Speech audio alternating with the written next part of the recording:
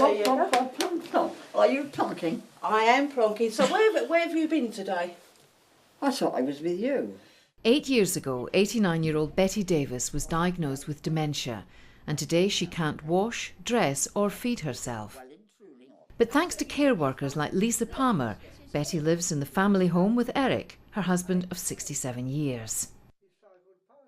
I enjoy it because it's a challenge, and I do love to care for other people. If you asked me this 10 years ago, I would have gone, my God, no, I could never do that. Do you remember the other day you had some ducks in your pond? Did I? Care workers like Lisa have transformed Eric's life.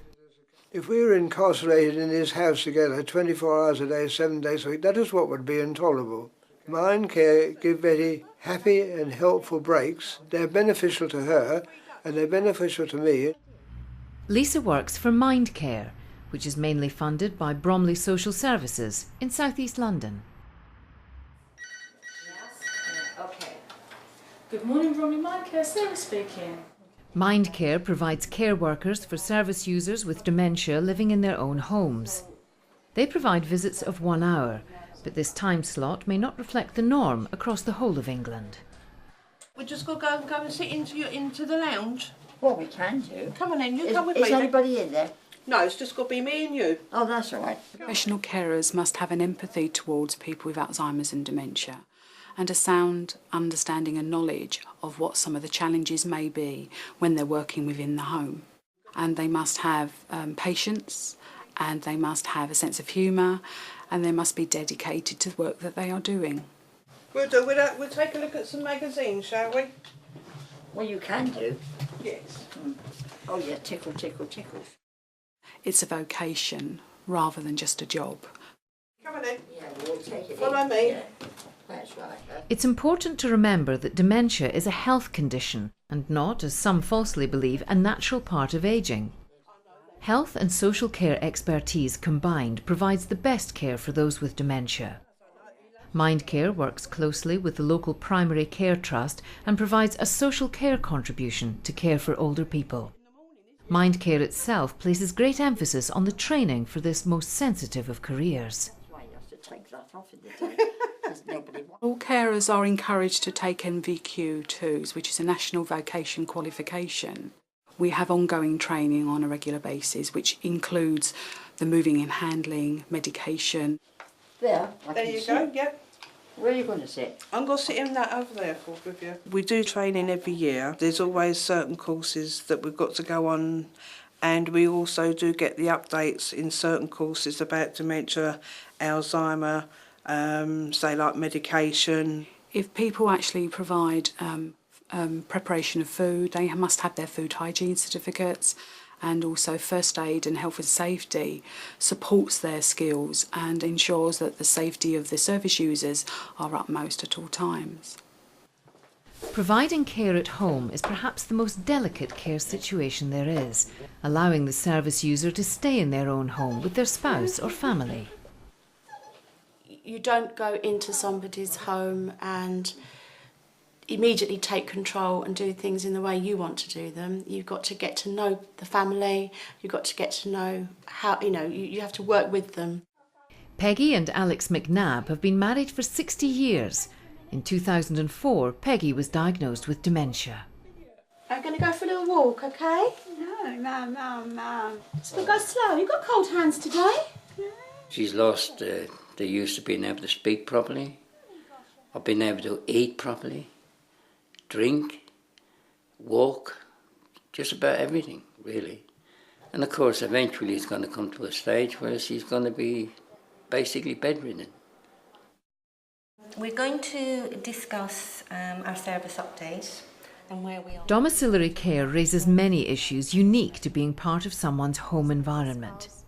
Mutual team support and the open exchange of coping strategies are at the core of Mindcare's approach to caring.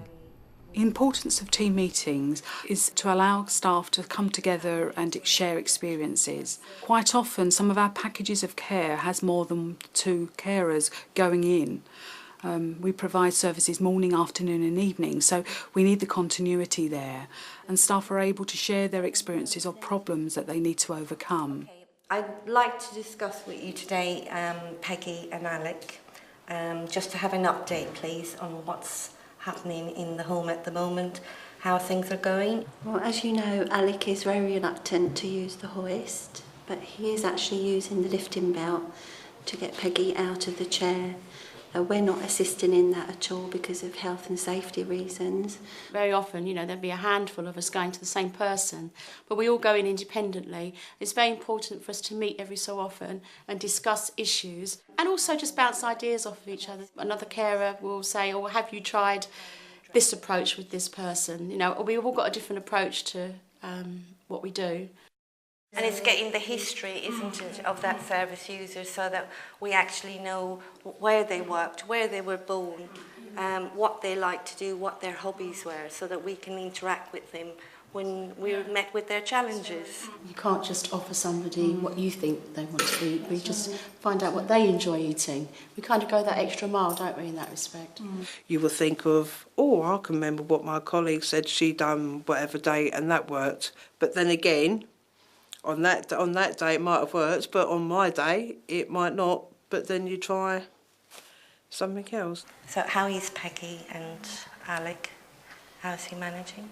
Is the hoist being used? And if not, how are you addressing the issues? We did actually sort of go through the hoist with Juliet a few weeks ago, but Alex still feels he wants to keep Peggy's mobility going. We're going to go for a little walk. Walk, stand up. That's it, right, Peggy? That's it, walk now.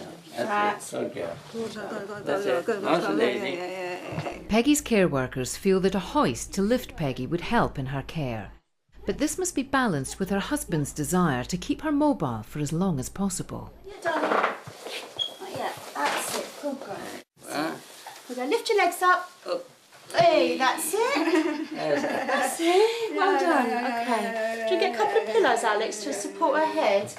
Peggy has difficulty walking and almost at a stage where we should be using some equipment now to help her move from A to B, for example, a hoist. Her husband is trying to keep her mobility going, so we're just going with that at the moment. We're going to take you back to your chair now, okay? We're going to walk now. The reason she was assessed as needing a hoist was to help move Peggy and to relieve some of the strain on Alec. Yes. And for health and safety reasons for yourselves when you're in there. But at the same time, we have to respect Alec's wishes, and he is her husband. And if he chooses to care for Peggy in that way, then we have to respect that.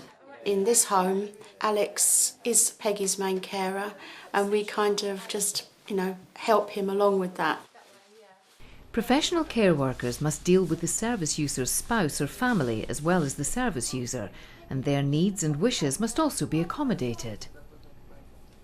Their loved ones will be there, their needs will be different as well. So quite often they have to be very diplomatic and ensure that they're both listened to and they're both acknowledged as individuals. And obviously all of the staff have to be treating their service users and the carers with dignity and respect. When you've got rules and regulations and policies and procedures for what we got to do compared to what the partner, the spouse or whatever, it is very, very hard. Because where you want to please them as well, and then they sort of like sometimes think that you're not going to give them the proper care because of the way they're used to doing it, and where you sort of say no, sorry. It is quite hard sometimes to say no. This is a photo of your garden. Oh, I see. Well, that's my flowers. That's That just is these. it, just Look, over in the corner there, there. in the corner. That's right. You silly arse. Unusual patterns of behaviour can create unintentional problems for both professional care workers and spouses. Some long time ago she lost her appetite completely and we have a problem with eating. It's some while now since she could eat anything with a knife and fork. If she's having a sandwich, for instance, Lisa will cut it up. And then if Betty pushes away, Lisa will again distract her and say, look at the birds in the garden, and while she's doing that she will then offer her a piece of the sandwich, and Betty seems to take it quite well that way. This is near enough how it looks now, doesn't it? Yes, that's right. Oh yes, it all comes like that. And that's that. Similar tact and devices can be required when service users don't want to wash. Sometimes we might get her to stand up to look out in the garden from the room and whatever, which is another distraction, and that's how we sometimes can get. We always get round it. Sometimes she will still say no, and that's when we think, right, okay, we know in a certain way we're not going to get that far, so we don't bother going back. Eric was finding it difficult to do her personal care because Betty kept hitting out. Because of her dementia, she doesn't understand that he was trying to make sure she had her personal care needs attended to every day. In a second, she can transform from a loving, caring person into a very rough, uncouth and aggressive person. Some of the carers may face verbal aggression and also physical aggression. Some people become very confused and angry and unable to express themselves. Sometimes you don't know whether they're actually going to lash out on you. 10 seconds later, they don't even know that they've done it. I don't mind that. No. Oh no, bugger me. That's as they say. Yes. Oh, bugger me. I never ever thought that I'd dream of that I could take someone to do personal care. I just get such a great enjoyment out of it. If I know that I can make them laugh or even get them to chat and whatever, that is great. Are you coming to the club tomorrow, like you normally do on a Friday? No, I shouldn't think so. Mind care has really transformed our lives. There you go. It's not bad, is it? Good, wasn't it? I'd sooner have it here rather than in a home. But when I was introduced to mind care, well, that was a godsend, that was. Absolute godsend. You're going to go back to your chair now and watch the telly. How about that?